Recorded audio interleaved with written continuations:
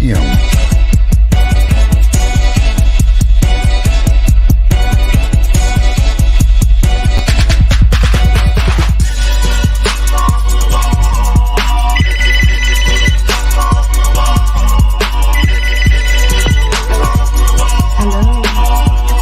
girl, I've been calling you all day. Where you at and what are you doing? Oh, just sitting here enjoying a glass of Moscato, chilling and relaxing, deep inside the stepper's comfort zone of Swagger and Lace with DJ Stretch. Oh yeah? How can I do that?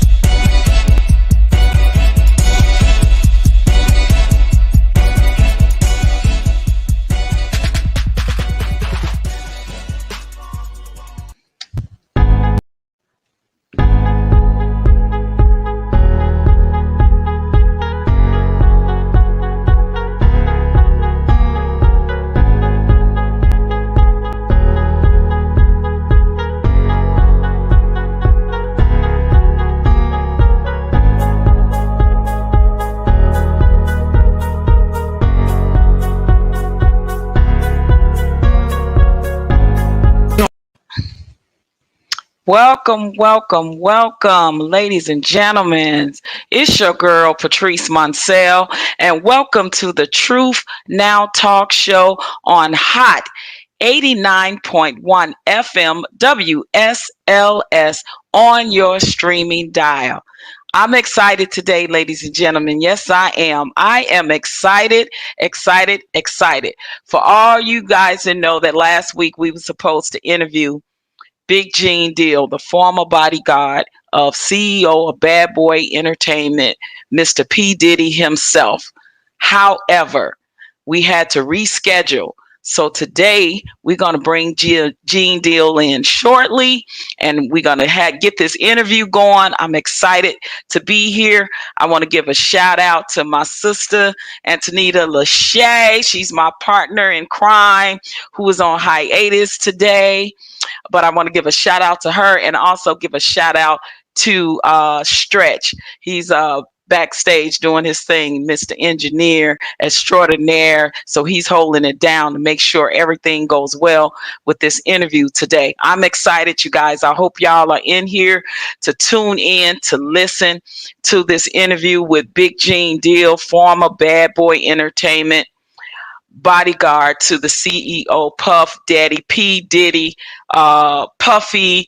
I think he now goes by Love or whatever name you want to call him. Big Gene Deal was the right-hand man of P. Diddy, y'all. But without further ado, I'm going to get right into reading Big Gene Deal's bio, and then I'm going to bring him in with an introduction, and we're going to go right into the interview when he's come on. He's going to come on in a few minutes, and I'm going to bring him in respectively. But in the meantime and in between time, I am going to read his thorough bio. All right, y'all, I got to put my spectacles on, got to put those other set of eyes on so that I can make sure that I'm reading this correctly. Okay, Gene Deal, a.k.a. also known as Big Gene, was born in St. Louis, Missouri, raised in Wellston, a small subdivision of St. Louis County. He began his basketball career there, leading the high school to 2 conference championships. He also had the honor of leading the state of Missouri in rebounding during 80-81 basketball season. He started his college basketball circuit at Alcorn State. Shout out to all the Alcorn States in the SWAC, which is the Southwest Athletic Conference, but finished his last 2 years at the University of Tennessee, Chattanooga, the same school as former NFL Hall of Famer Terrell Owens, and NBA great New York Knicks Gerald Wilkins. After winning two Southern Conference championships in 1986, Gene Deal graduated with a degree in American Literature on August 18th of 1996. 3 days later, he made New York City his home. Gene had been visiting New York City since 1982 with a former girlfriend from Harlem. Gene fell in love with the streets of Harlem and decided to make New York his new home. With his basketball skills and pragmatic persona, he began a street ball favorite, winning the Kingdom Championship, which is 112th Street. Shout out to New York City. The Kingdom was mentioned by Jay-Z on the song New York featuring Alicia Keys, and EBC Classic at Rucker Park with the Cardiac Kids. Rucker Park mentioned by Fat Joe on his song Lean Back. Gene went on to start a street crew with Durrell Thomas, which is AKA D. Ferg, father of ASAP Ferg, and others called The Same Gang, Rap Mogul. The Same Game comes Rap Mogul Sean Combs, who became a member in the summer of 1990 to help advance the bad boy persona and gain street credibility. In an in-depth interview, Gene will revisit his past days as one of the top bodyguards and personal security for some of hip-hop elites. He will also talk about incidents in reference to New York drug kingpins who were infiltrating the New York music industry. Watch as Gene Deal gives a play-by-play recap of legendary rapper Christopher Notorious B.I.G. Wallace's last days alive before he was brutally murdered, as well as a host of tales from his days in the business. All of the rumors and speculations will be put to bed as Gene gives his eyewitness testimonies. Gene will also introduced to several other projects, The Chronicles and Confessions of the Bodyguard, Revoke and Restore, and last but not least, the game show I Write the Songs. Upon interview, all ideas will be shared in depth. Collectively, he also has Raw Deal, The Last BIG Night and the Last BIG Night is a sort of like a docu-series, and he has garnered 14 million plus views and been featured on World Star Hip Hop, Bossip, Hot 97 FM.com, Vlad TV, XX Large Magazine, and a host of other blogs and media channels. The Raw Deal series will feature stories from celebrity bodyguards, both past and present, that have watched over and protected some of the biggest stars in film, music, sports, television, and entertainment as a whole. And also, Raw Deal is a proposed docuseries detailing the life of bodyguard Gene Deal, a retired parole officer with 27 years of experience with the New York State Department of Corrections.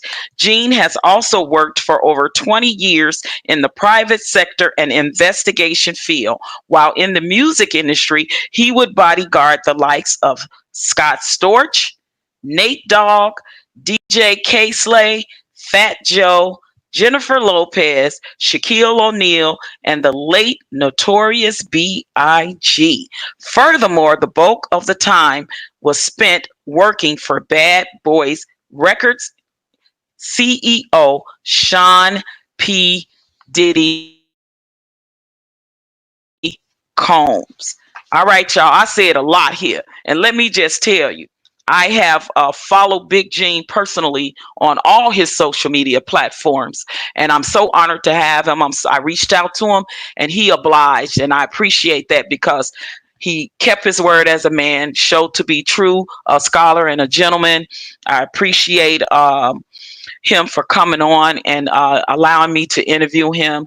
He could have been anywhere else and done it with anybody else, but he chose to do it with yours truly, Patrice Moncel, and the Truth Now talk show on Hot 89.1 FM WSLS, guys. I'm excited. I hope you guys are excited.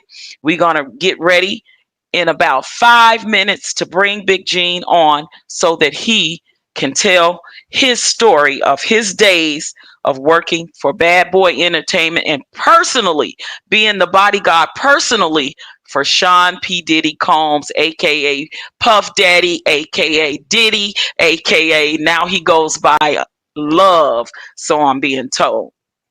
But in the meantime and in between time, you guys just sit back, relax, get you something to drink. If you're just getting off work, grab you some popcorn, whatever it is that you do after you get off work. But tune in, stay tuned in because it's about to go down. I'm excited. That's my book bag right there in the background that you guys see. So don't pay that no mind. I'm excited about this interview, and I'm going to give a special shout out to Big Gene and thank him in advance for allowing the Truth Now talk show to have this exclusive interview.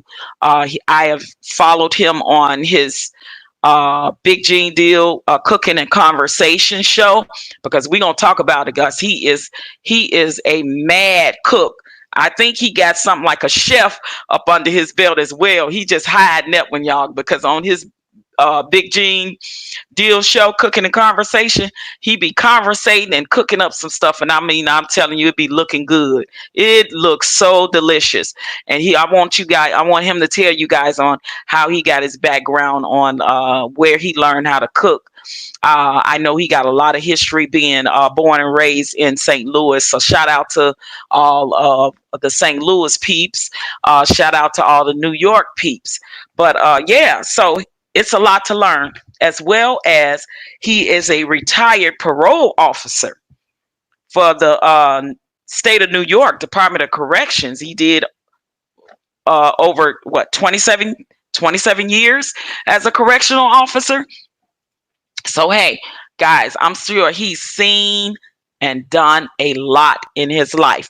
But I am so interested in to know about his athletic abilities. It looks like that he was a pretty good baller back in the day, and he played with or went to school with some greats, NFL Hall of Famer Terrell Owens, NBA great, New York Knicks Gerald Wilkins. So it seems like he rubbed noses with some of the greats of our time in the athletic department in sports and in entertainment as well, specifically being the personal bodyguard for Puff Daddy. There's a lot that I want to ask Gene, and hoping that he can set the record straight on some things that people are questioning regarding around his days with Puff Daddy and him being there when that infamous day happened. And I believe it was the Soul Train Awards or after the Soul Trains Awards, and they was going to either a Source Vibe party or Source some magazine or Vibe magazine party,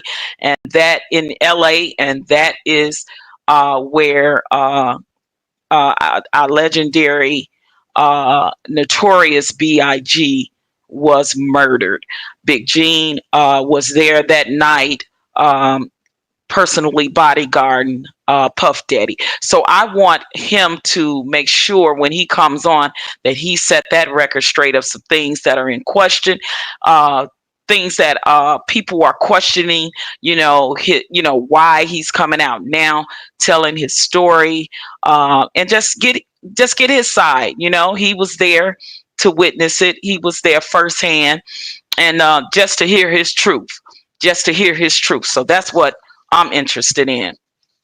So he'll be on in about 2 minutes, so we can definitely hear that from, as they say, aka the horse's mouth, right, y'all? So I'm excited. Big Gene, thank you so much again for this opportunity, my brother King. I appreciate it. You have so much history, so much to tell, and we want to hear it. We want to hear it, sir. So yeah, this is the place to be. This is the place to be, y'all. Grab your popcorn, grab your beer, grab your wine, grab your drinks, whatever you got to grab, because he's about to be in the place. I'm just gonna get a little bit comfortable here so I can be in my interview mode. Shout out again to my sister Antonita Lachey, and shout out to Stretch. Thank you guys for allowing this platform, allowing me to be able to interview him. I miss my sister Antonita. I wish she was here. She's my partner, my interviewing partner on the Truth Now Talk show. We want to bring our followers over here to this new platform where we will be interviewing lots of people in the industry, all kinds of industry, all kinds of entertainment, sports. We do it all. We talk about it all. So yeah, you guys just stick with us. It's gonna be a stone gas. I appreciate you guys for tuning in. Do we got Big Gene coming on or backstage or anything? Let's do this. I'm so ready to do this because I'm so excited. I'm so excited to have him. I'm already with my questions. I got my interview crown on. So, get my voice, get the little tickle out my voice so I can be ready for Big Gene. Welcome to Hot 89.1 FM WSLS on your streaming dial. We are so ready, guys, and I'm so excited. So literally, without further ado, hopefully Big Gene will be coming on here ASAP. Well, I'm not Big Gene, but I see you excited. I was just I am. backstage. I really am.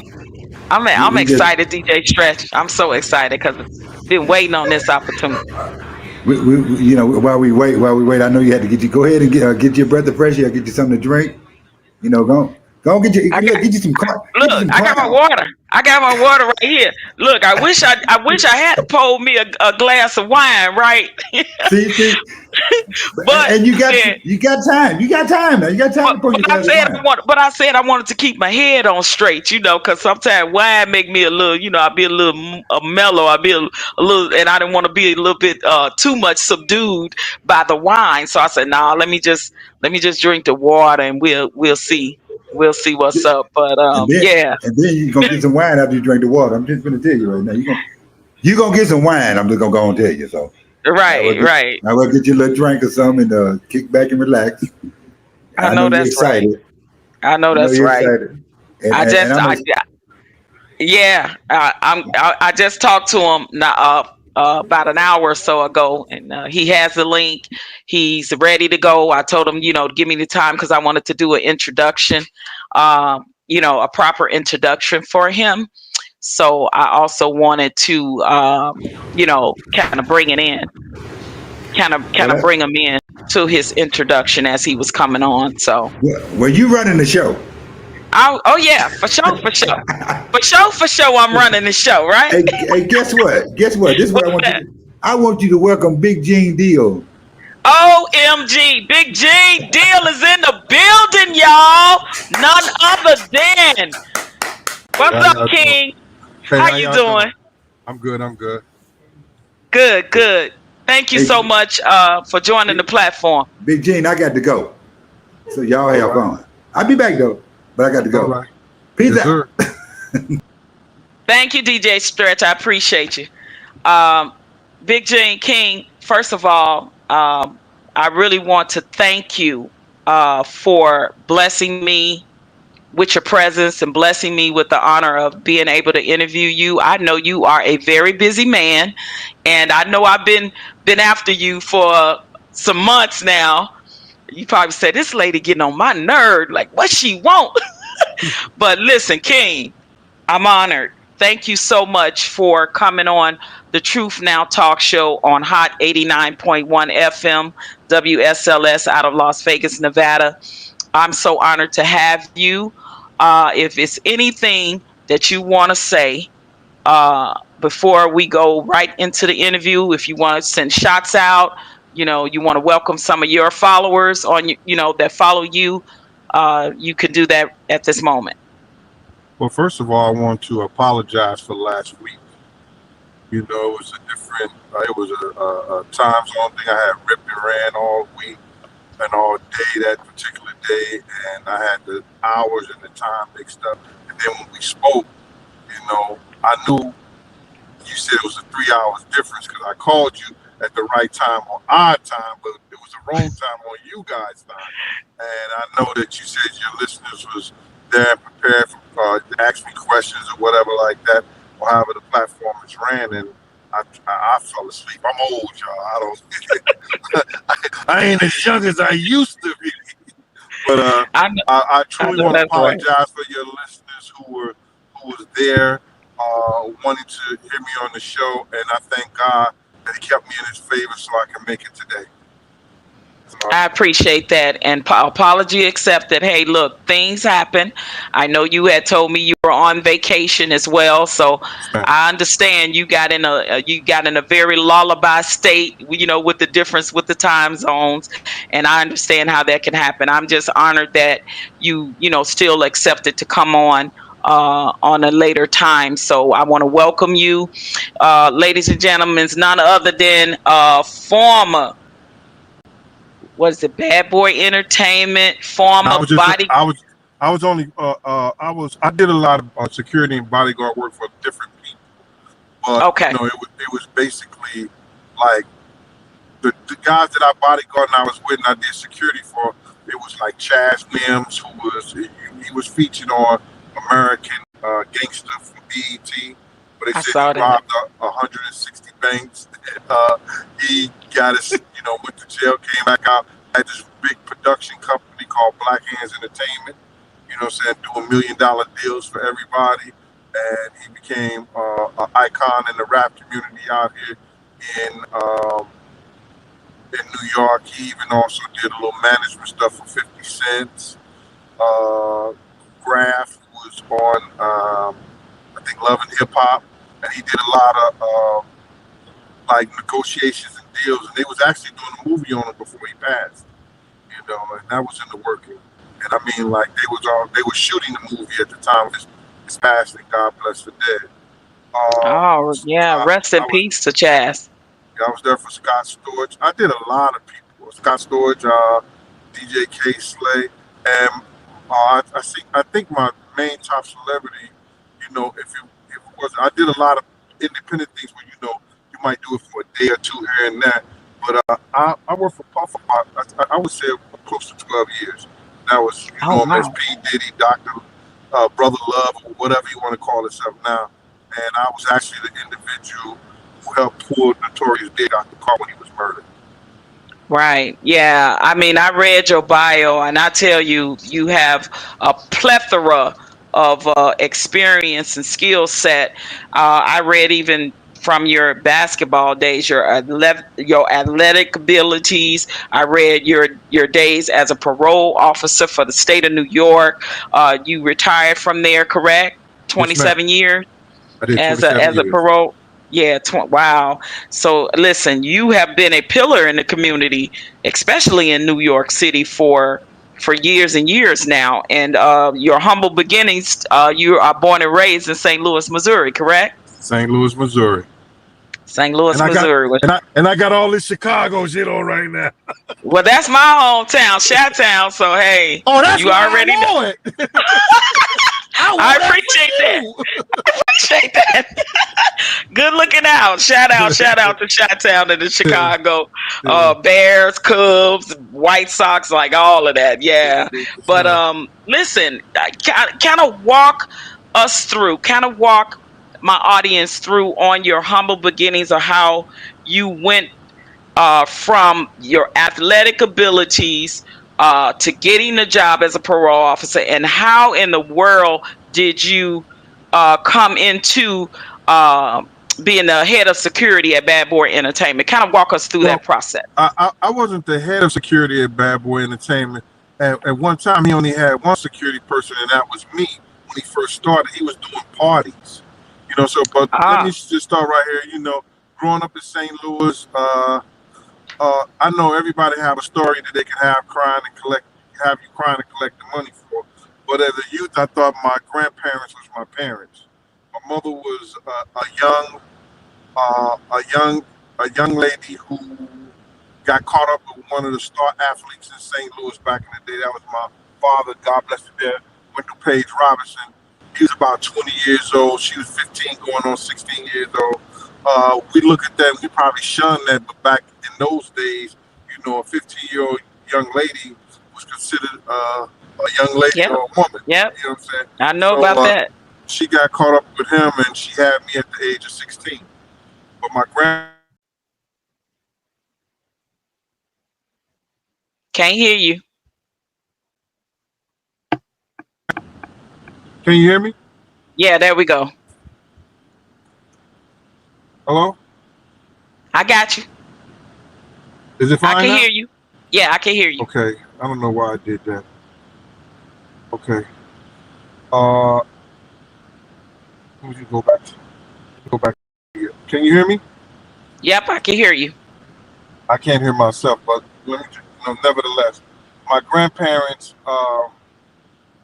who, um, my grandfather was real strict. He was a real strict man, and he ended up, shipping my mother off and keeping me, right. And short story, I didn't see my mother again until I got 12 years old. Oh wow. And she came into. I can't hear you, so I got to do something about this. Hold on, let me see. I do the- Can you hear me? I can hear I you. can't hear you though. I hear you. I can't hear you. You have it on mute. Take it off mute. There you go. Patrice, I can't hear nothing you're saying. I'm sorry about that. Do you know how to rectify it? I can't hear you. DJ Stretch, if you hear me, can you try to get the audio? Okay, I'm back. Can you guys hear me? I can Can hear you hear you, me? Stretch. Okay, Patrice. I can hear you. Okay, I well can't hear then. Patrice. Oh, you can't hear her, so it's between you guys. So let me see if I can work Yeah. something. Let me see if I can. All right. Everybody's mic is good. Hello? This mic is good. Let me see. Gene, your mic setting. No, you're good. You'll get 1,600. Everybody's good with the mic. Hold on, let me see if I can. Now, can you hear each other now? Because everybody's mic is good. Can you hear me now, I can't hear Gene? nothing Patrice is saying. He don't hear me. I can hear him. I hear him, but he don't hear me. Gene, can you can you come back in right quick? Can you do that while you're in your car? Because you may be. Are you traveling? No, I'm sitting in the car because I was actually at the barbershop. Hold on. So I don't know. I don't know Yeah, what it have is. him to go out and come right back in. He may be able to hear. She says, "Could you go out and come right back in?" Okay, I'll do that. All right. Well, I'll click when you go out and come back in. I'll click you back on. Tell her to talk now. Let me see. Can I see her? Can you hear me now? Can you hear me? Can you hear me now? You can't hear her. You can't hear her now, can you? I can't hear her. Can you see her? I can see her perfect. He can see you perfect, but he can't hear you.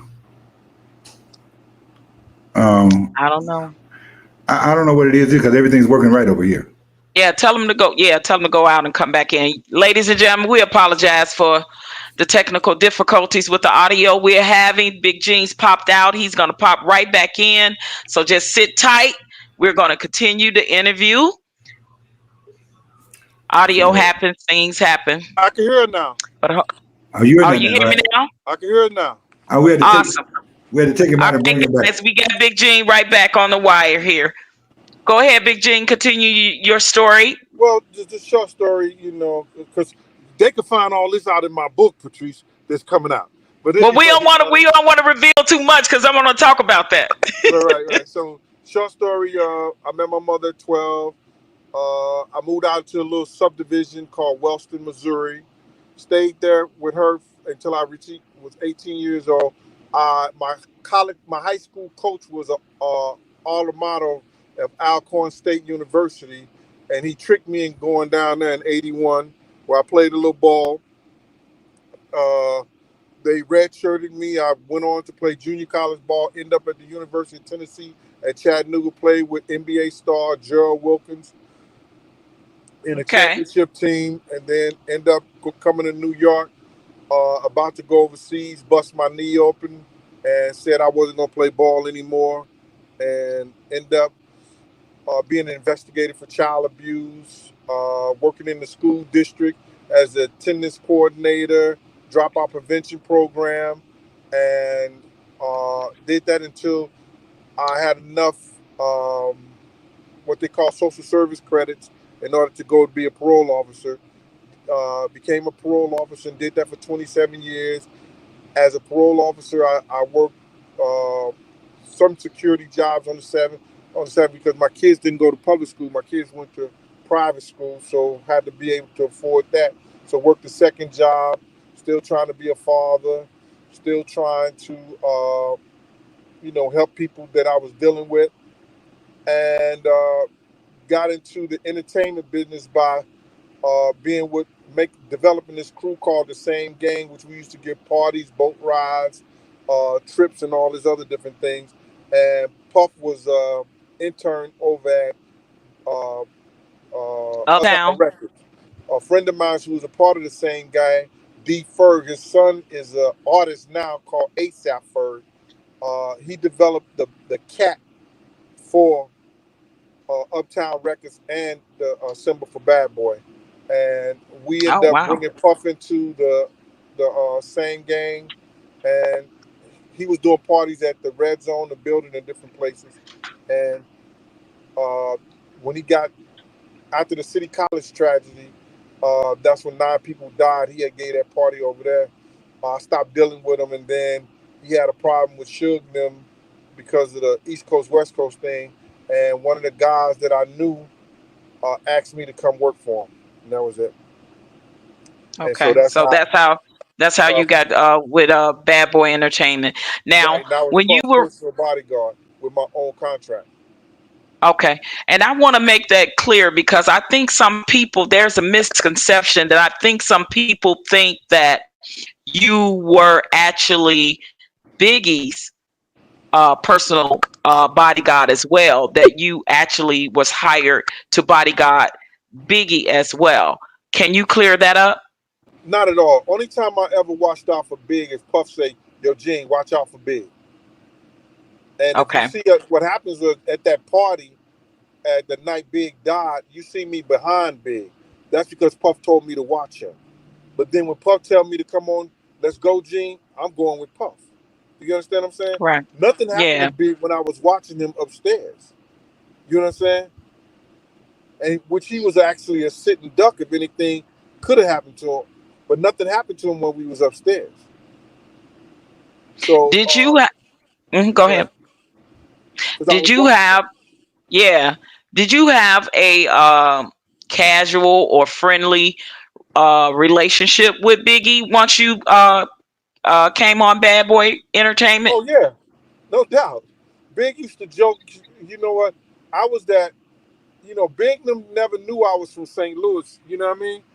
Because I was, at the time, if you look at the pictures back then, I dressed flashy. I was flashy. I had jewels, all that stuff like that. And if you didn't know that I was a parole officer, you would think I was the hustling type of dude.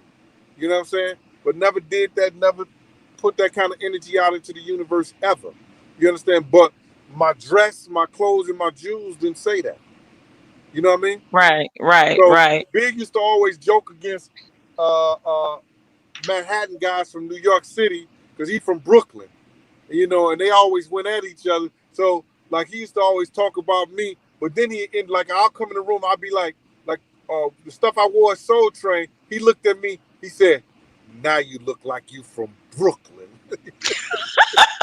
Okay, I guess you was dressing Brooklyn boss now, Yeah, huh? yeah, yeah, yeah, yeah. He said, "Yo, now you look like you from Brooklyn." You know what I'm So saying? So was Dapper Dan, was he like some people that dressed some Bad Boy Entertainment people, like later he the did. guys? Later he did, but people who used to dress Bad Boy was a clique out at the time called 5001. Okay. Uh, Wow. Was it what's it called? was this What's black called really owned? made them big? Master P, but it was 5001. They were from New Oh, York. okay, okay.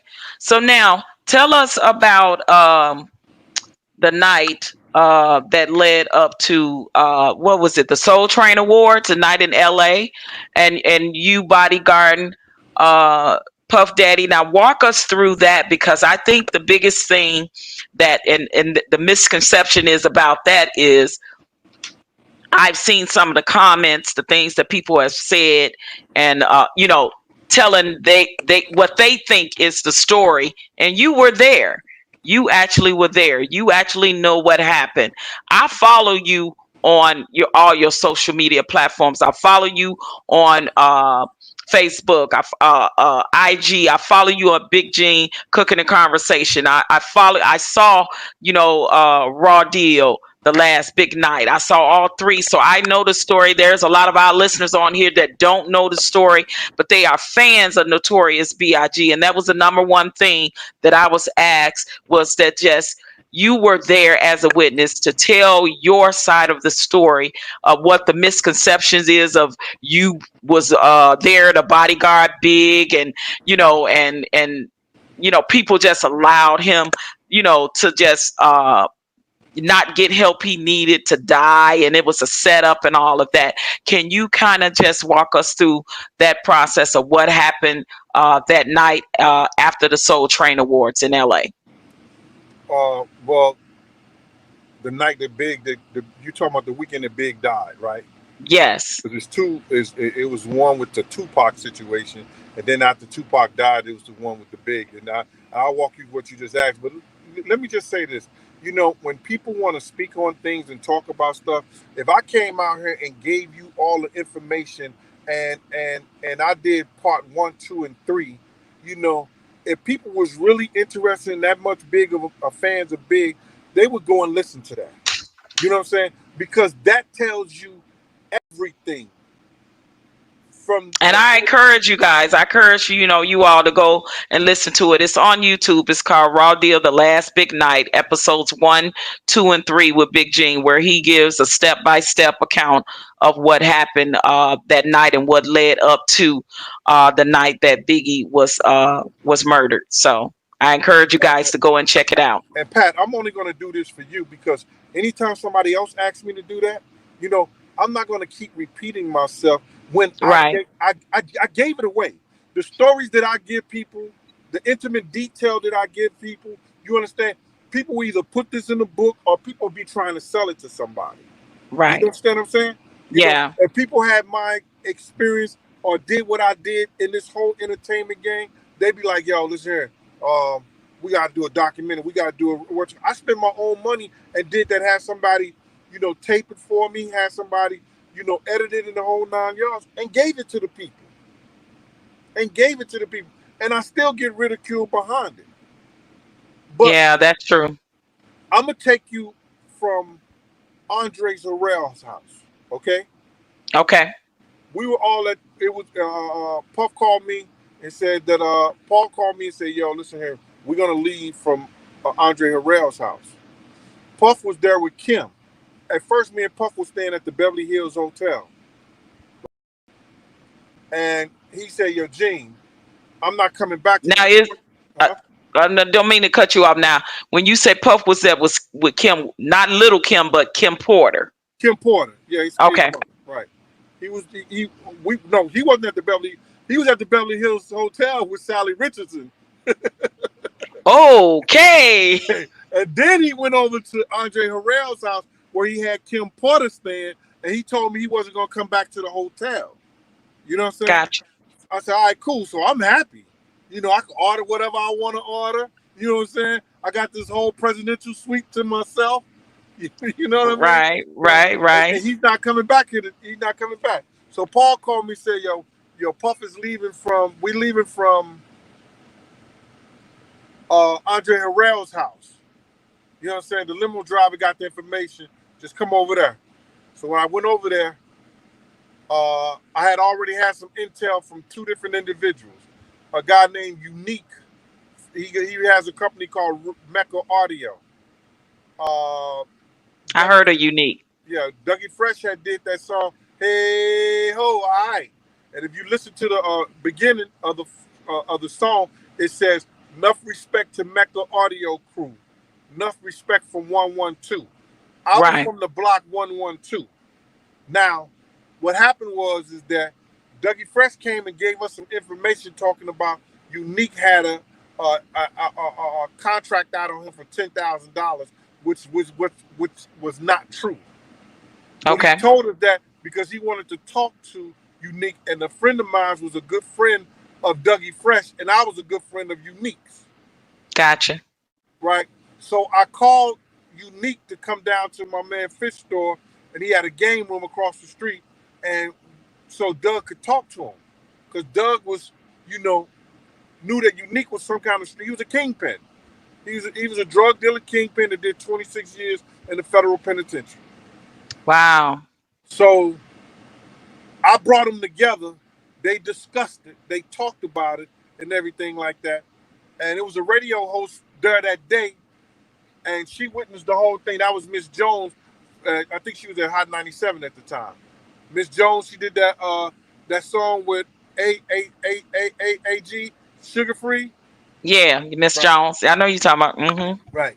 So I held that. I mean, Unique had called me from the federal jail through another person.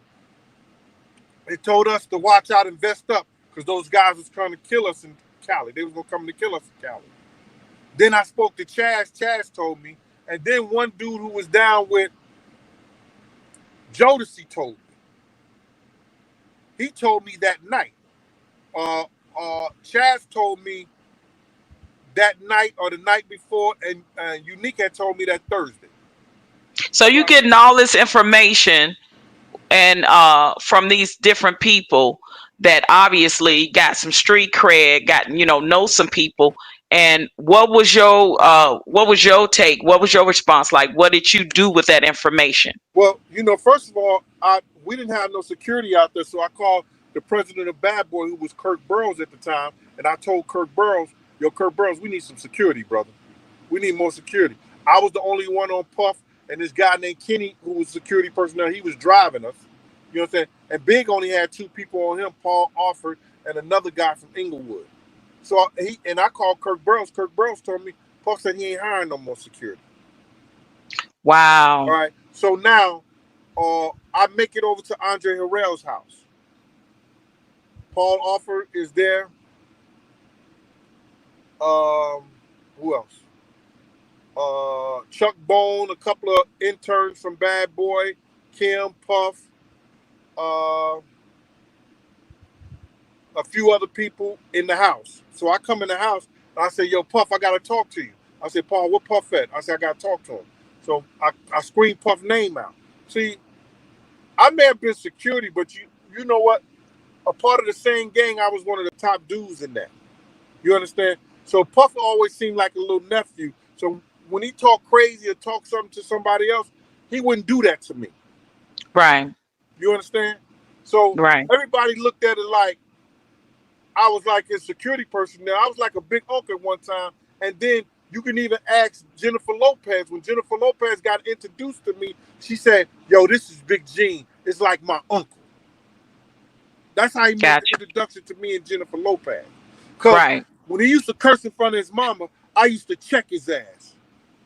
Wow, he used to curse in front of his mom? Yeah, he did. He cursed out a couple of times. And I told him, I said, my man, let me tell you something. Next time I hear you talk to your mother like that, I'm going to beat the shit out you. Because you ain't going to bring nothing but bad luck onto us. Excuse me for my profanity. We're on the radio. I'm sorry about that. Right. It's all good. It's all good. Yeah. Wow. Wow. So that's how our relationship was. You know what I'm saying? And anybody know me and anybody been around me, they know I don't go for the nonsense. I used to joke and talk about him, right in his face, and have fun and do all this other stuff. You know what I'm saying? So now when I get over to the thing, I say, yo, Puff. He said, yo, what, Gene? I said, come here, I need to speak to you, man. He said, yo, so he stood at the top of the stairs. It was him and Kim up there. Both of them had white robes on. And he had the BB on his robe. Everybody thought it was some Bad Boy. No.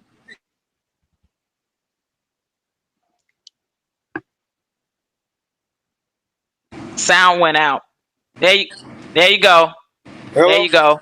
Yeah, can you hear me? I can hear you. Okay, go ahead. Yeah. I should have put this on. I should have put this phone on something. It does that when somebody trying to call you. Hey, I'm doing an interview right now. I'm gonna call you back, okay? All right. All right. Okay. So I'm sorry about that. So him Long story short, and Kim was standing upstairs. and then I say, "Yo, Pump." He said, "What, Gene?" I said, "Yo, man, I just got some intel. These guys gonna try to come kill us tonight." He said, "Gene, I don't Wow. want to hear that shit." He said, "Gene, if you don't want to go, you ain't gotta go." So he was even telling you as his personal security guard, bodyguard, And he knew that I was the only one who had guns out there. and he would tell you if you don't want to go, You ain't gotta don't go, and he don't want to hear what you're saying. Right. He said, "Gene, I don't want to hear that shit. If you don't want to go, you ain't gotta go." Continue. Wow. And all this is in the last big night. So I'm gonna break it down short. So then I go into the room where all the guys is at, and I just start beating on the table. And then one dude said, "Yo, Gene, what's wrong?" I said, "Man, these niggas gonna come and try to kill us tonight." And he started saying, "We locking low, we locking low." I said, "I don't see none of you niggas locking. I don't see none of y'all low. Nothing." I got up from the table. I had to make a phone call to the block. Got up out the table, walked outside. Guess who there? Big, Little C's, D-Rock, and a cat named Tone. And Long story, none of them were packing. none of them was packing. Long story short, I tell Big, I say, "Yo, Big, some niggas gonna try to come kill us tonight, bro." And Big ain't say nothing. He was quiet. And Lil C said, "Gene, go ahead on with that cop shit. You think you know everything." I said to Lil C's, I said to him, I said, "Bruh, you need to get you a GED. You know what that is?" He said, "What?" I said, "A good enough degree. Say they don't cheat you out your money like they did your man right here." And I pointed at Big. And Big Oh said, wow. "Yo, G, you better go ahead on with that shit before I have Tone and D-Rock hold you and let Lil C's get his shit off." That's his exact word. And I said, "All that shit sound good. It may make you feel good, but I'm letting you know it won't be healthy." And when I said that shit, Puff was coming out the door talking about, "Let's go." Wow. We all jumped in the car. It was 23 of us all together. When Well, Big got shot and obviously, killed, it was only 12 niggas with us because all of them had left to go up to Steve Stout's party. wow. Well, obviously, you had been saying and warning them before for Lil C's to even make that comment to you about going with that Oh cop yeah, shit. I talked to D-Rock a couple of days before that because when I first that Thursday when I heard it from Unique, I went in the studio and told D-Rock, "Man, y'all don't come nowhere where we at, bro. It's gonna be dangerous. Don't come out." We had that conversation. Me and D-Rock had that conversation, and that was Biggs right hand Wow. man. Yeah. So So then Pat, y'all can get we in the just talk car. about huh? Yeah. Go ahead. Go ahead. Can we talk about some other stuff? Because they can go Absolutely. watch this, Pat. Because you could give me any other questions. You know, every time I go through that, you know, I relive it. You know what I'm saying? I, And I understand. the long story short, you know, I'll give you this much. You know what I'm saying? A lot of stuff they trying to portray and tell y'all like somebody. Every picture you see on television, every documentary, they have a car driving up beside us. The car wasn't driving up beside us. That car was parked on the corner. I was One of going the to ask guys you told about the movies and the documentaries. Is there any, what percentage you say to that is true as far as the movie on Big's life and the documentary and the stories that people told on there? Well, the story, most of it is, I'll say it's like 65, or it could be 50-50 circuit because you got to realize it's a dramatization. They got to make it entertaining. You know, but that shit about a car driving up next to us, that driving up the next to Big, it was not like that. The car was already parked on the corner. All he did was shoot and then turn the corner. Were you portrayed in any of the movies or documentaries? If it, did they ever talk to you? They never talked to me on none of them. Right? A witness that was there, they never They talked never to you. talked to me because what happened was is that they wanted to portray it the way they wanted to portray it. They wanted to put it the way they wanted to put it. And with the murder rap and some of that and that other thing they did, what I said did not correlate with what they wanted to put out. You understand? I got you. You know, because you got to realize is that anybody who ever been to Beverly Hills know that ain't no gangbanger coming to Beverly Hills, killing nobody, and trying to get back to Watts, Compton, Inglewood, or wherever he live at. They not doing that in Beverly Hills. Right. And it was already a shooting prior to that where somebody shot and drove off to get everybody on the other end of on the other side of the museum. This was the same night? The same night. Now you and I both know anytime a gunplay, why the helicopters wasn't in the air? Yeah, especially in LA. You know that our people was the one at that Peterson Museum. Why the video cameras wasn't working? Why is the heavily guarded security wasn't there? Our people in a museum that got cars that cost $1.2 million. They drinking, partying, and the cameras and the security stuff is not working. And the nearby security stuff in the area, somebody got that footage, somebody got that information. They don't want it to be known. Why is it that cops lied to the FBI when they said they showed me the picture of the Muslim? You understand? And they lied and they lied to the FBI agent and said they never showed me that. You understand? Yeah. Me puffing a Muslim right there who Lil C's laid a finger and said a Muslim shot big. Why did they say they never showed me that picture? And that was the same guy that you described to the police and FBI, correct? Yeah, it's the same guy afterwards. That's the same guy I picked out. Yeah. Wow. Yeah, that seems mighty strange that no video footage or camera footage or anything ever came up in this whole investigation. Listen to me. If a known Crip or a known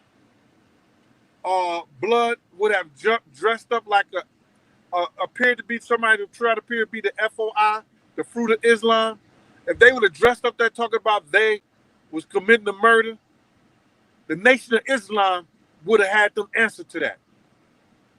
Correct. Yeah, because they didn't play that. Farrakhan and them, if it had got anywhere near them, they believe in, checking their people and chastising their people. So, so I kind of felt like there's a conspiracy and a cover up, definitely from the Los Angeles Police Department. Possibly, even on up, possibly. They listen to me. It was told to me that one of the superiors said that we was not gonna mess up our relationship with the Los Angeles Police Department because of some fat black drug dealing rapper got shot. Wow.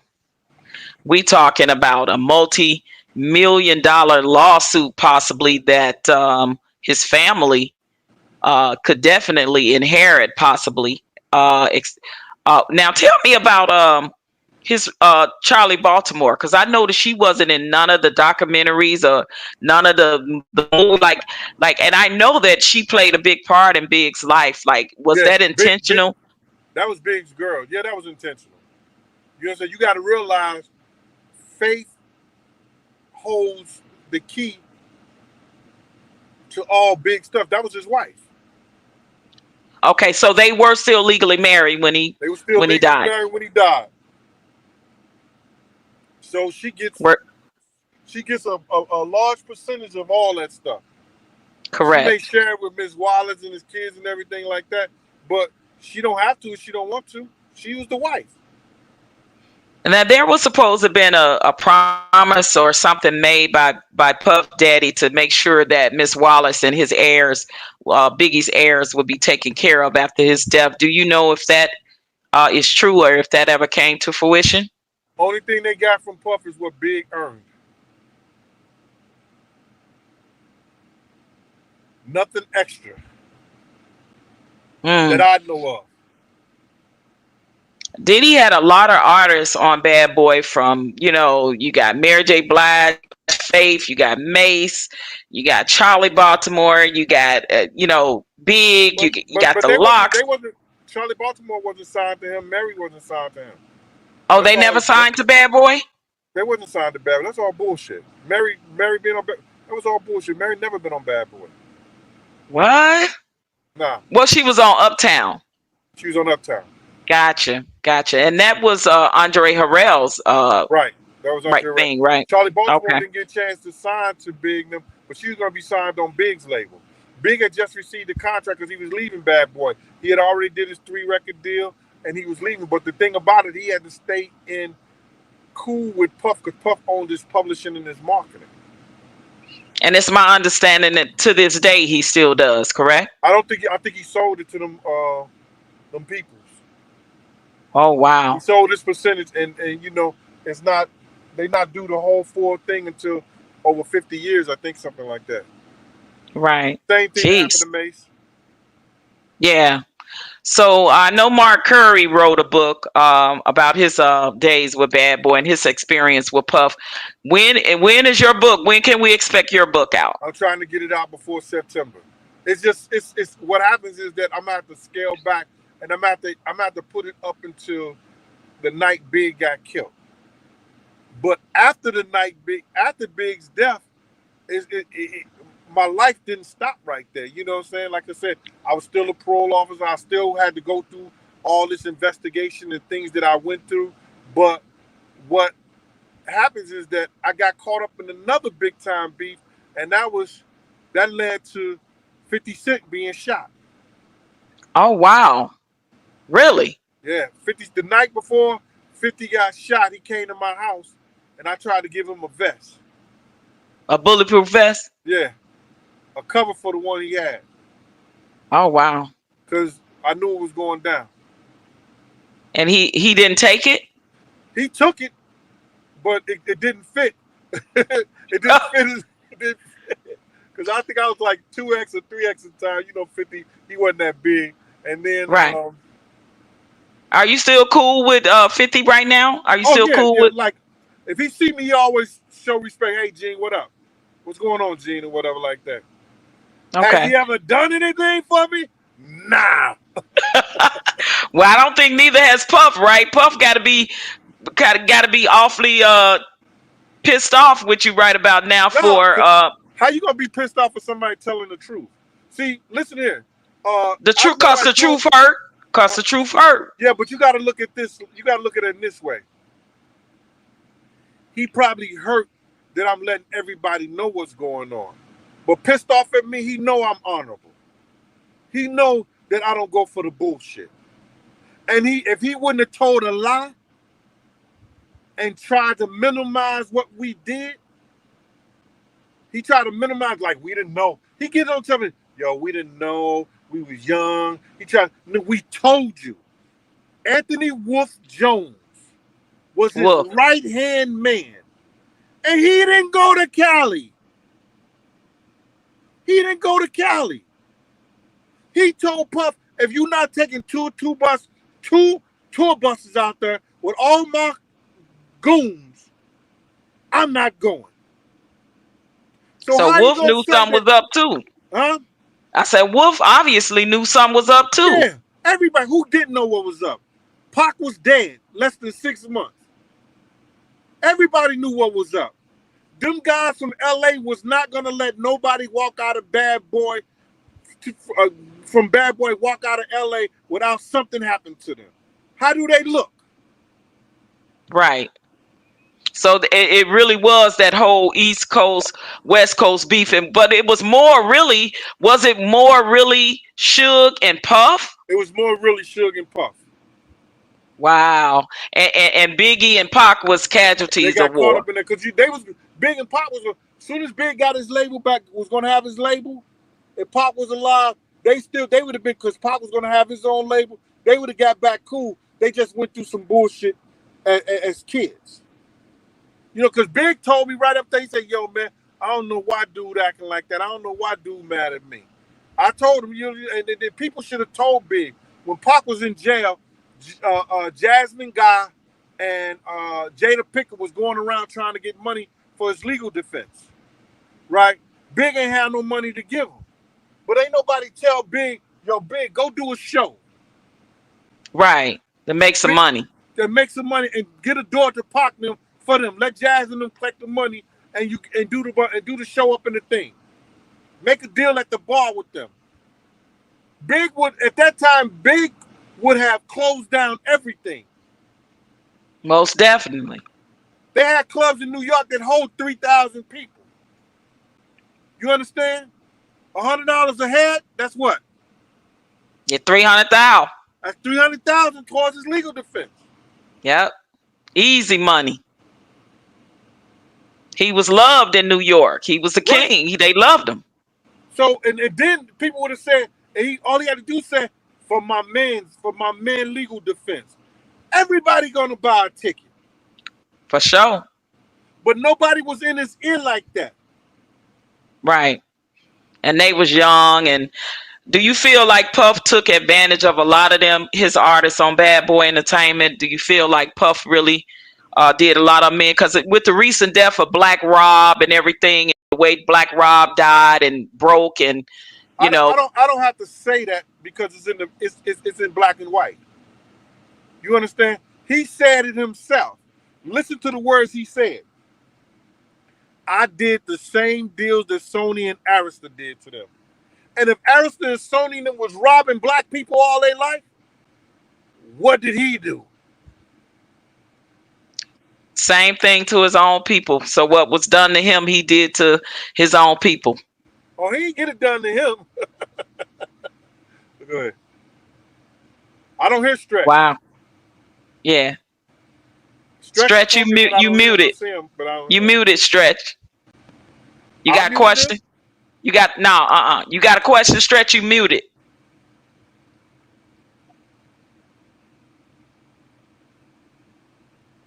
You muted. Yeah, I see it right there. Let me see. Yeah. Okay, there you go, Stretch. There you go. Both of y'all can hear me now? Yeah, we hear you. Okay, let me ask you this question, because I'm always thinking, and I know. Stretch, hold up, Stretch. Hold up, bro. Pat ain't tell me you're gonna be on the show, man. I know. He the producer. He the producer, owner of the radio show, and the engineer. Yo, Pat, can I talk to him? Yeah. You can talk to him, Big G. He the boss man. Oh, he the boss?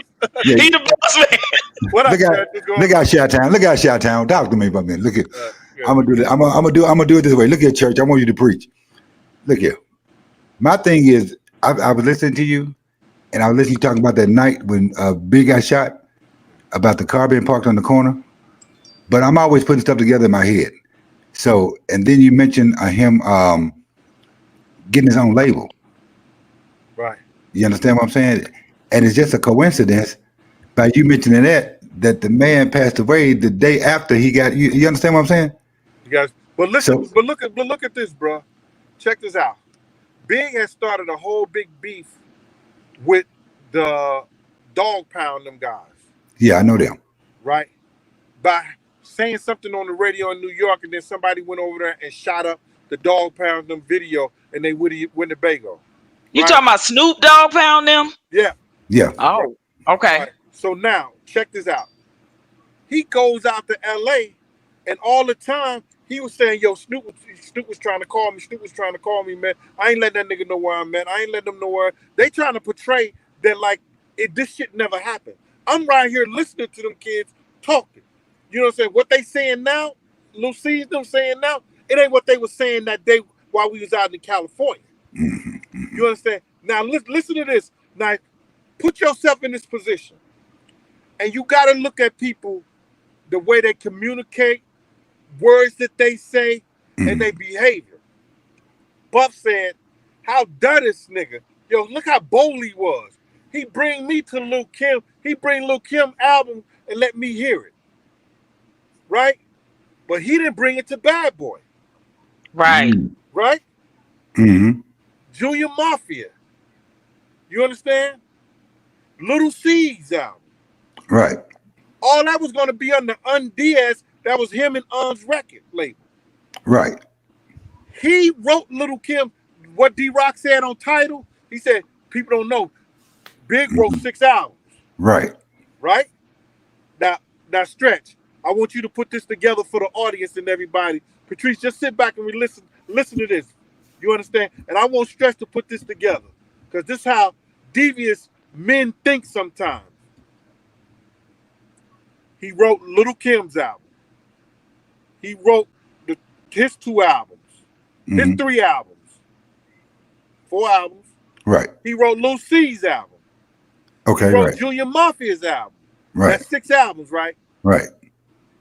If you look at the publishing, Big didn't put it in his name. No. Right? Right. He put the publishing in other people's name that he could trust to give him the money because he had signed his publishing over to who? Puff for $200,000. Puff, he was robbing Puff. Right. From the money that was entitled to him because Puff paid for his publishing. Y'all don't think Puff knew that shit? People don't know Puff. People didn't know Puff was upset about that shit. I done gave this nigga $200,000, and I know he wrote the whole motherfucking song, but he only took 5% of it or 10% of the song. Right. I'm gonna give 80 to my man Lil C's. Mm-hmm. You understand? Lil C's, when he get that check, it come to me. Right. I'm gonna tell Kim. I'm gonna give her. I wrote the whole song. I'm gonna give her the whole song. Bust me down something. Y'all don't think Puff knew that shit? Why would he have this kid out in L.A.? Mm-hmm. Right. At the pop, because he didn't give a fuck about him. But Big had to adhere to a lot of his shit because he's trying to talk his way back into getting his whole publishing back from Puff. He trying to talk his way of getting his marketing back. So he can't say, yo, I can't fuck with him, I can't do this, because Puff already paid for it. Right. At the end of Big contract, it said, we'll talk about giving your marketing and your publishing back based on how this album do. He ain't making it. Okay. Nobody even ever asked, and producers and people in the industry know this. Well, how much insurance did Puff have on Big? Right. Because when you sign as an artist, they sign an insurance company. Because they put money. They make you sign an insurance agreement. Right. So how did Puff feel about when he found out that Big was starting his own label and he was taking Lil Kim, he was taking Junior Mafia? Kim was already theirs. Oh, okay. He said it on one of these. What was on one of these recent documentaries? He said the nerve of this guy. People ain't looking at that body language. The nerve of him. That's how bold he was. He said the nerve of him. How you gonna do that? He ain't bring it to Bad Boy. Now, don't look at Puff. Look at Big. Take Puff out the equation. Look at the man who gave Puff the money to make Biggie. Oh, Clive Davis. Hold on. Oh, yeah. What are you gonna say, Patrice? You mean Big Right. King did the show down the block, and he couldn't do your show, and you told me you talk to him, you donate to his channel, you holler at him all the time? Right. How does she look? Bad. I got you. Yeah. Wow. That's a real eye opener right there. So do you plan? And do you? Go ahead. Go ahead. And people People ain't looking at all this stuff is in their face. All this stuff is in their Right. face and they not looking at it.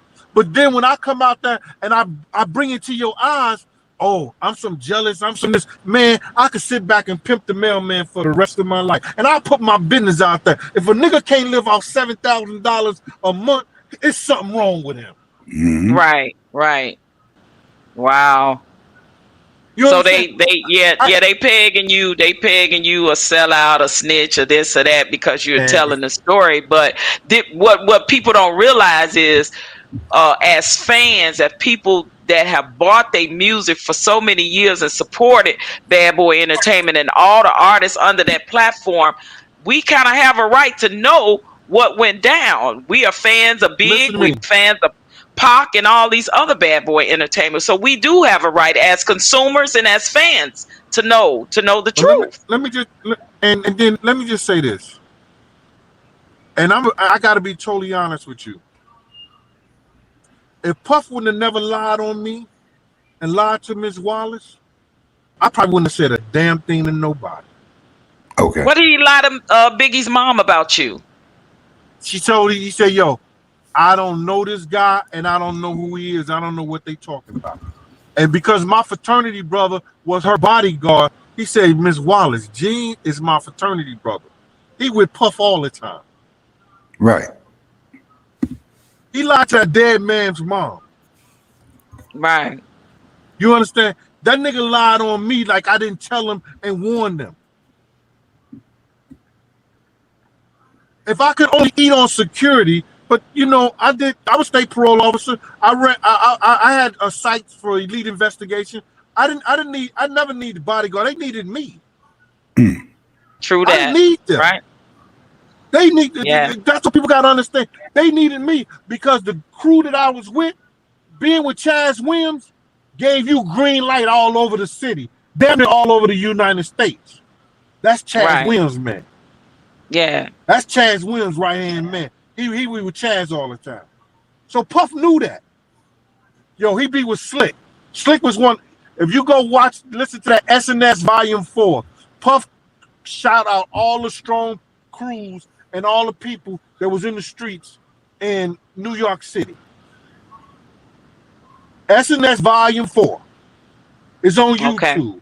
On the 20-minute mark, he said, what up, Slick? What up, Big G, 112, CB? He's just calling people out. And those are the people, if you know back in the day, they was kidnapping people, they was holding people hostages, they was robbing people, all like that. If you wasn't with a strong clique, you didn't make those moves. That's right. Got you. So how did Puff start? I came forward. Mm-hmm. Huh? Go ahead, Pat. No, I was just gonna ask. How did Bad Boy Entertainment come to be? How did that come to fruition and Puff Daddy start Bad Boy Entertainment? Well, it was some other guys that were. It's called Butt Naked Entertainment. That was Corey Jones, and that was Lamont Wolf, some other people, stuff like that. They were giving promotional parties with Uptown Records and things like that. With this guy named Tim Dog. He was one of the producers, not the rapper, but Tim Dog. He produced the Lost Boys. He was over at Epic Records, and he was over at Arista with Clyde Davis. Puff started Bad Boy because Corey and them was putting that money into the entertainment thing so they could start their own label. And that's how that Bad Boy got started. When he was leaving, Uptown. Uptown Records from the City College Tragedy thing. Right. Okay. Yeah, got you. We've been on for an hour and 15 minutes. Yeah, we get ready to close. So I wanna hear people to Raw Deal, The Last Big Night 1, 2, and 3 on YouTube. You can go and exclusively hear Big Gene tell the story of what led to the murder of Notorious B.I.G., as well as there's something called the Dossier podcast. What's up? Yeah, I don't want to cut you out right there, but I did. Don't you know some women had hit me in my DM And some guys too talking about they cried on part 3. Listen, you know what? I did too. I did too. You know what got me, Big Gene? Those words that you said that you regret. You know what those words that you said that you regret not doing that night that happened when, when you didn't Don't let follow a your dollar heart. don't let a dollar make your sense. Yep. Right. So making that decision, I did, because I did cry myself. I admit it, because I had mad love for Big and Pac, and it's just sad to know that could have, they became casualty of wars, and that could have been avoided. Right. You know what I mean? If they ever had the opportunity to really have a sit down and work it out and chop it up as men. And that's a sad tragedy about it. But in closing, what is the biggest misconception you think people have about you speaking out? About Puff and your experience and Bad Boy and the death of Big. What do you think is the big misconception you want people to know where you are concerned? Because I know for me, I was listening to people going at you because they were saying you was Biggie's bodyguard. How could you let that happen? You was strapped, you was this and you was that. So I know that was a big misconception, because you was specifically hired to bodyguard Puff and not Big. So what do you want people to know? Well, see, I believe they already know, Pat. And if they don't, they some assholes. Because how can one person, this was in his entourage, Kim Porter, Sally Richardson, Stevie J, Big, C's, himself. You understand? Those were the stars that was around in his table and stuff next to each other in the whole 9 yards. How can one person look after all those people? And if I'm in the car with Diddy and we blow the light, how can I protect Big? The only way I could have protected Big if I would have continued to fight Puff and say, man, fuck it, I'm not getting in the car. I'm walking, or I'm catching the cab. And I walked up to the corner because I wanted to stay on the outside of the car until we got 3 or 4 blocks away. You understand what I'm saying? So I think the biggest misconception that people have is this. I don't give a care. If you think I give a damn about what you think, you know what I'm saying? And I don't know, can I curse? You say I can't curse? Yeah, absolutely. What they eat don't make me shit. No, what they eat don't make me shit. I knew I gave everything in my heart. It just hurts that one point of it is that everybody who knows me and I've ever been with somebody and I had to protect them, I will give my life. I'll put my life down on the line for them. You understand? Big was not my principal. You understand? But I knew he didn't have the right security. I knew what happened, but it wasn't my fault. But there's nothing I could have really done. I did all I could do other than warning them, other than keeping them safe until we got the chance to leave. Right. When Big was, when Big was upstairs, I had my gun out behind my back. So if somebody would have came right there, as soon as I would have seen it, my gun is already out. When that guy walked up to Puff car, I had my gun out. The FBI asked me. So the biggest misconception is, if you think I give a shit about what you think or what you say, you're wrong. Listen, I dealt with convicted felons for 27 years, and I heard a whole lot of shit. Right. So I had to be a whole lot of not giving a damn. Right, absolutely. Y'all heard it here first, right, on the Truth Now Talk Show. Big Gene, thank you so much. Please tell all your followers your social media handles where they can go and follow you, and also about your podcast and everything on YouTube. I have a YouTube show. It's called Cooking and Conversation, where I really started off trying to help the young brothers entice these women by showing them how to cook some good soul food. You understand? Okay. But I end up having more women trying to learn how to cook. Because we want to learn how to cook for our men and our husbands. I had more women coming on and hit me up trying to learn how to cook for men. I was like, damn, I got this for the brothers now, you know. So you could tell them, say, yo, come on over, babe. I got fish with some spinach and some mac and cheese and cornbread. Who made it? Where you get it from? I made it myself. You know what I'm saying? That's where it started off at. But then I started getting so many women saying, I tried your recipe, I tried your dessert. Oh, it was so good. And I was like, oh my God. So it's Cooking and Conversations, the Gene Deal Show on YouTube. Then on that whole segment, I have the Uncle Gene Show, and I have the Uncle Gene Show, and that's when I just do life situations and talk about life things. And then it's the Gene Deal Show. So it's like 3 shows in one: Cooking the Conversation, the Gene Deal Show, and the Uncle Gene Show. Okay. And last but not least, once your book come out, do you plan on doing a book tour? Because we would love to get you in Vegas. No doubt, I will be there. I'm doing a book tour, and because I had a book deal with Simon and Schuster, and you know, they gave me Did somebody try to stop that? Oh, they gave me a deal for $75,000, and then you know, old boy stopped it. He used his influence to get it stopped. So I walked away with 25 of that 75,000. You know what I mean? But it is what it is. That's life. It's gonna come out. So let me ask you one last question. So did you see the BET Awards? Yeah, I did. I see part of it. All right. So P. Diddy came out and said, you know, kind of giving Lil Nas X kudos for his show.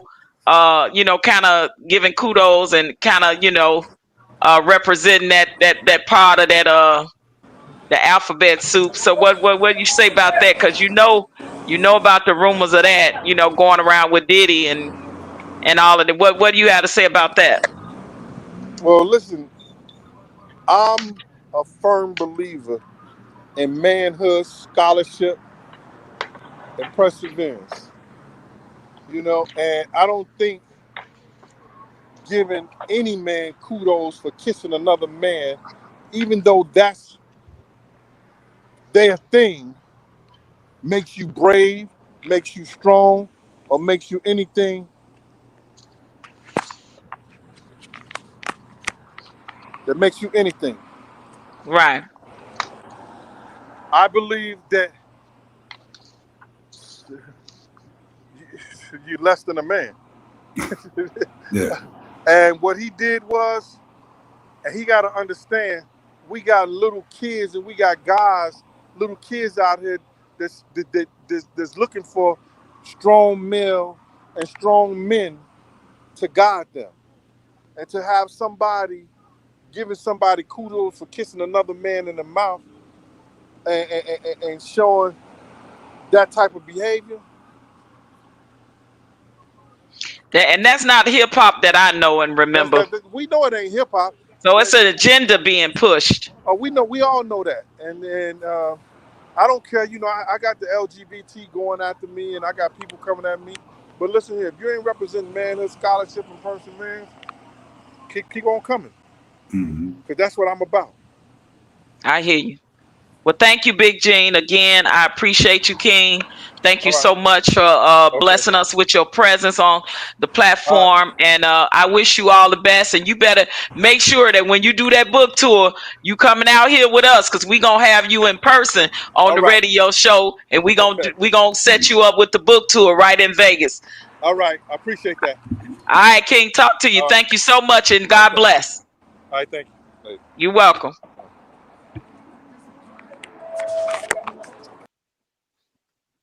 All right, ladies and gentlemen, that's it. Y'all heard it from the horse's mouth himself. Big Gene Deal from the Raw Deal, The Last Big Night. Check that docuseries out on YouTube. I promise y'all, it's going to make you cry to listen to him walk you through the whole beginning story from beginning to end of the night that Biggie got shot. I'm so honored that I got to do this interview with him because I did want to hear from the horse's mouth. Shout out to Antonita Lachey, my sis. Shout out to you, DJ Stretch. Shout out to the whole hot 89.1 FM WSLS out of Vegas on your streaming platform for allowing the Truth Now talk show to do this exclusive interview. It was a bombshell. So Stretch, what you think in closing?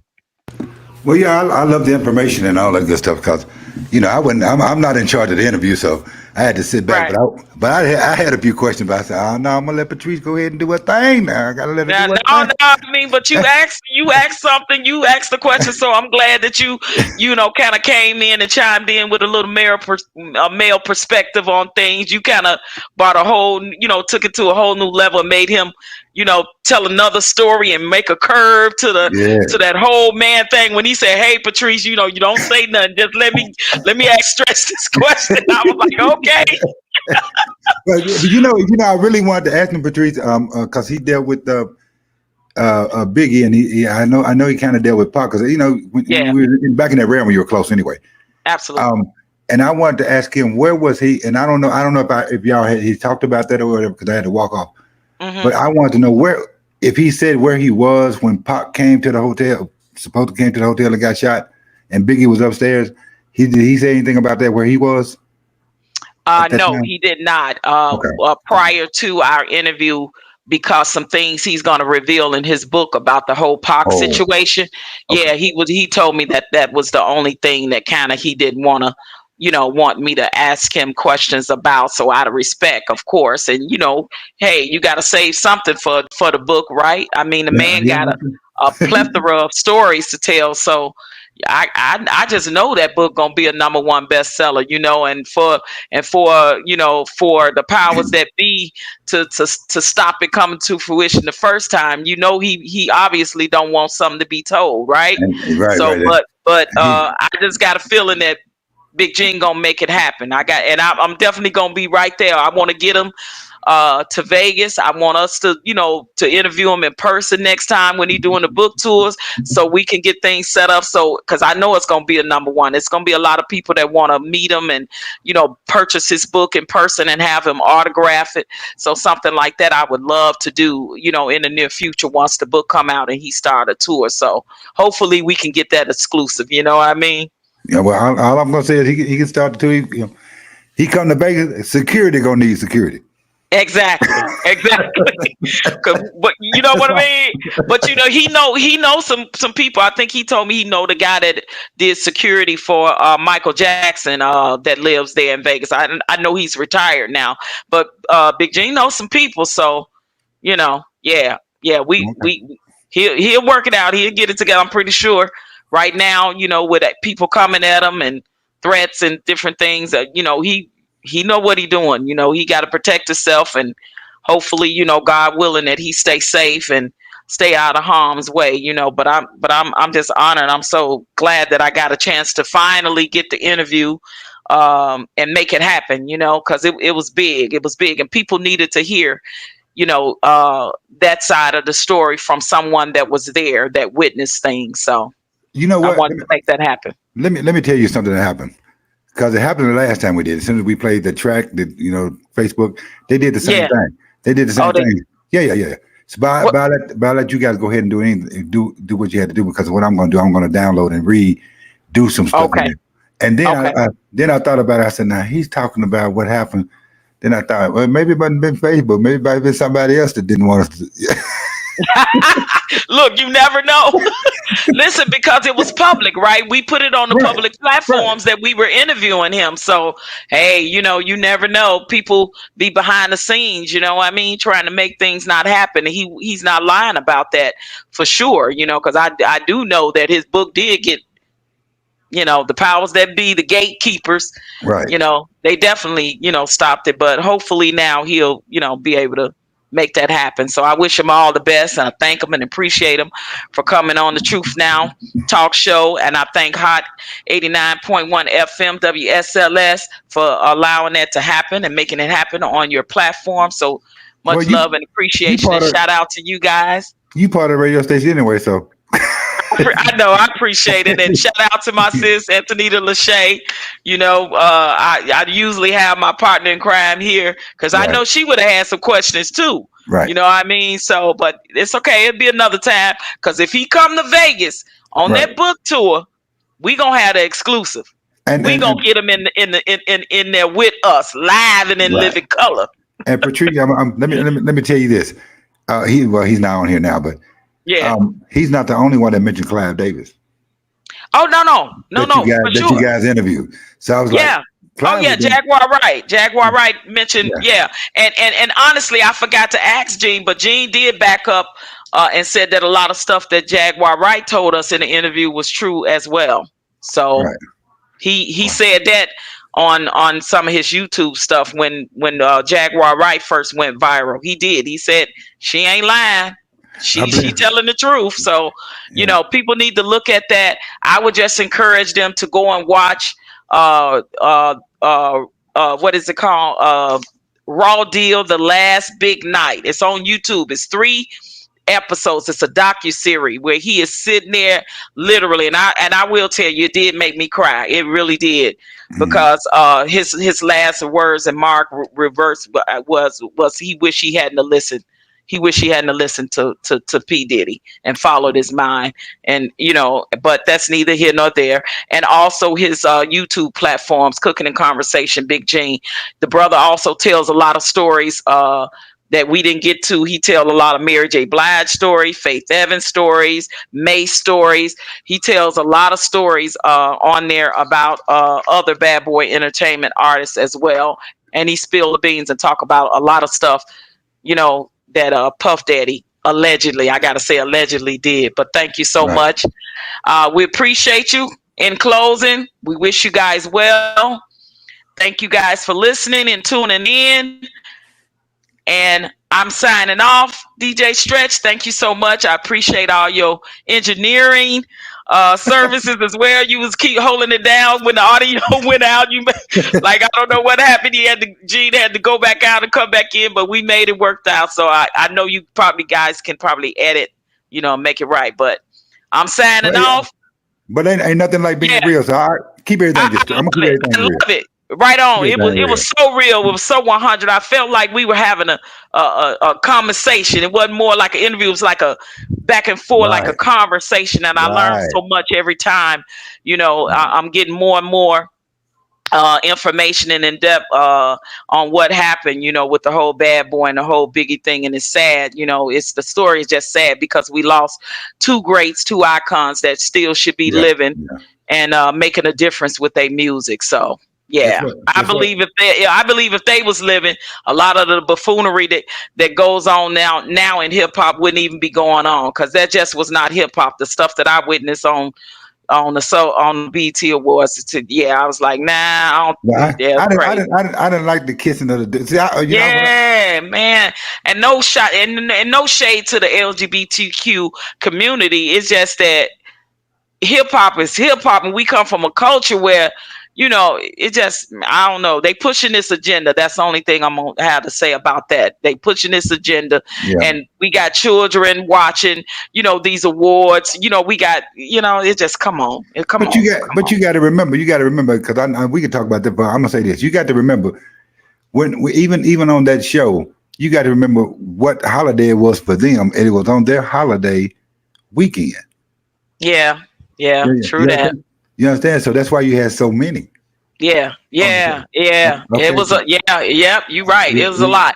And now we know that BET is being ran by, you know, people of non-color, you Right. understand, that has people that push these agendas, right? So, and it's being talked about all over social media, like Choke No Joke, shout out to him, that's been telling us for years about Diddy and about all these people in BET behind the scenes that were pulling strings, that were gatekeepers, that was blackballing people, stopping his career because he wouldn't be down with that gang. You know what I mean? The go along, get along gang, as Kwame Brown said. Shout out to Kwame Brown. But yeah, so it's just a lot going on, and I've been stopped watching like the Grammys, and I regret. It's like I'm gonna stop watching this stuff because it's not about the black music and the love of the black music anymore with the BET Awards. It's named something else. Well, let me ask you this before we go. And I was talking to somebody today. They called me on the phone, asked me about a whole bunch of stuff. That I said the award show used to have what we call soul. Yep. It ain't that no more, girl. Do you think? Yeah, it's gone. Okay, I just want to know if you feel like I feel, because the soul is gone. Ain't no soul. They have took the soul out of Soul Train. They done took the soul out of BET. They done took the soul out of all forms of the black entertainment. It's something else now. Right. Took the soul gone. Ain't no. I gotta let you. We can talk about this, but ain't no Frankie Beverly Mays and the Alley Brothers and man, ain't none of that. Ain't nobody getting. I'm like, what soul that, baby? I can name a handful of musicians and artists now that I really appreciate their music, and literally, I mean, on one hand, I can name them. You know what I mean? They're just not making the music the same. The soul is not in the music, the content, the lyrics, none of that. It's just like it's gone. And then the award shows, it's like it's a bunch of buffoonery to me. It's just a bunch of buffoonery, I ain't down with it at all. Not at all. So now you know what we play on the radio station. We talked to you about that one day, Southern Soul. Yep. So if anybody's out there listening right now, which I know they will be, if you just tired of listening to whatever's going on TV, go get some Southern Soul, get some blues. Yeah, 89.1 FM, Bring the Soul. WSLS, Bring the Soul. Thank you so much for keeping soul alive. Listen, keep soul alive. Keep soul alive. Keep it alive. We're going to keep it alive, baby. We got to. Look, if we don't, somebody got to do it. We might as well do it, right? That's right. We might as well be us, right? Somebody's got to do it, as they say. That's right. Because I don't know what's going on in some of these other radio streams, with all this up and down elevated craziness that they playing. It's like, come on now, we not for we black folk here. Right. And you pushing some agenda instead of pushing the music. Right. I'd rather play us music than play whatever. Exactly. Every day, all day. All day. All right, King, I appreciate you. I'm signing off. All right, Queen, we're going to let you. It's been nice. All right. Take care now. Right, bye, listeners. Yeah, bye, y'all. Hey. Bye, Patrice. I'm out of there. All right. All right, peace out. You're listening to one of the best internet radio stations around. You're listening to Hot 89.1 FM.